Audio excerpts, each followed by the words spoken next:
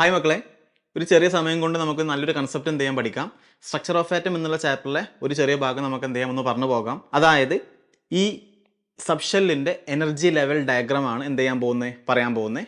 ശ്രദ്ധിക്കുക, നല്ല important കൺസെപ്റ്റാണ്.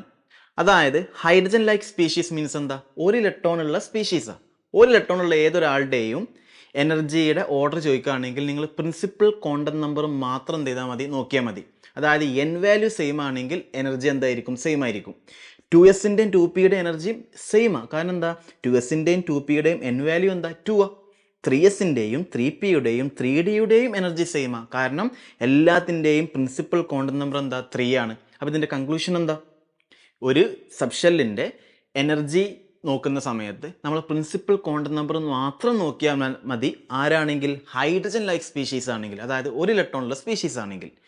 Multi electron species വരുമ്പോഴാണ് നമ്മൾ പ്രിൻസിപ്പൽ ക്വാണ്ടം നമ്പറും അതേപോലെ അസിമുത്തൽ ക്വാണ്ടം നമ്പറും നോക്കേണ്ടത്. അതായത് എൻ മാത്രം നോക്കിയാൽ പോരാ, n+l നോക്കണം. അതായത് 2s-ൻ്റെയും 2p-യുടെയും നോക്കുന്ന സമയത്ത് ഇയാളുടെ n 2 ആണ്, പക്ഷേ l എന്താ, 0 ആണ്. അപ്പം 2 + 0 2 ആ കിട്ടുക. പക്ഷേ 2p-യുടെ n 2 ആണ്, l 1 ആണ്. അപ്പോൾ 2 + 1 3 ആ.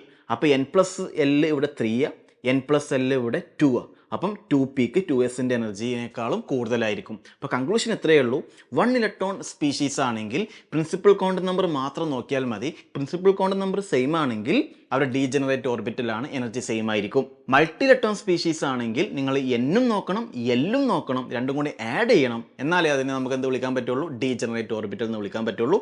അപ്പോൾ ഈ കൺസെപ്റ്റ് എന്ത് ചെയ്യുക, പഠിച്ച് റെഡിയാക്കുക. വേറെ വീഡിയോയിൽ വേറെ സെക്ഷനായിട്ട് കാണാം.